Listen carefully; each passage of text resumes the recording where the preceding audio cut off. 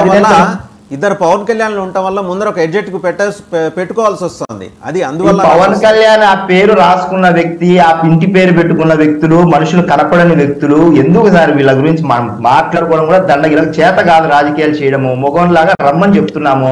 ధైర్యంగా ప్రజా సమస్యల మీద మేము ప్రతి అంశంలో ఎక్కడెక్కడ దోపిడీ జరిగింది ఎన్నో అంశాల్లో మాట్లాడాం మేము. కానీ ఇంతవరకు సమాధానం లేదు. గొడ్ల విషయంలో దోపిడీ జరిగిందని చెప్పిన మీరు పేరు పెట్టండి, మీరు ఏ పేరైనా పెట్టండి. ఈ రాష్ట్రంలో సమస్యలు, ఇళ్ల సమస్యలు, మీరు ఏ సబ్జెక్ట్ తీసుకున్నా అందులో దోపిడీ ఉంది.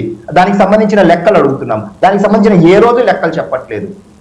బడ్జెట్ లో ఒక లెక్కలు ఉన్నాయి, కాకు ఒక లెక్కలు చెబుతున్నది, క్షేత్రస్థాయిలో ఒక లెక్కలు జరుగుతున్నాయి. వీటికి సంబంధించిన ఏ రోజైనా సరే, ఏ డిబేట్ లోనైనా వాటి పార్టీ ప్రతినిధులు కావచ్చు, మంత్రులు, ఎమ్మెల్యేలు, ముఖ్యమంత్రి స్థాయి వ్యక్తులైనా ఇది జరిగింది, ఇది తప్పు అని అంకెలతో సహా నిరూపించిన సందర్భాలు లేకపోగా వ్యక్తిగతంగా మాట్లాడడం ఒక్కటే వీళ్ళకి చేతనైంది అనేది కొన్ని వందల సార్లు, కొన్ని వందల విషయాలలో, వందల వేదికల మీద పిల్లలు, మహిళలు ఉన్న పెట్టుకున్నా కూడా సాక్షాత్ ముఖ్యమంత్రి స్థాయి వ్యక్తి మాట్లాడడం అనేది దిగజారుడులో ది లాస్ట్ పోర్షన్. అలాగే కనెక్టింగ్ మీరు ఈ పవన్ కళ్యాణ్కి ముఖ్యమంత్రి జగన్మోహన్ రెడ్డి గారికి కనెక్ట్ చేసే ప్రయత్నం చేస్తున్నారు. నేను అడుగుతున్నది కనెక్ట్ చేస్తున్నారు. ఇందాక ఆ లోగో అదే చూపించింది.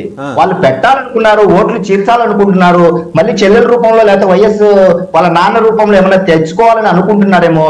ప్రతి సందర్భంలో ఈవెన్ 8 ఓట్లతో గెలిచిన సందర్భం కూడా ఉంది. పోయిన 2014 ఎన్నికల్లో 8 ఓట్లతో గెలిచిన వ్యక్తి ఒక ఆయన ఉన్నాడు. కాబట్టి ప్రతి ఓటు ఈసారి కీలకమే.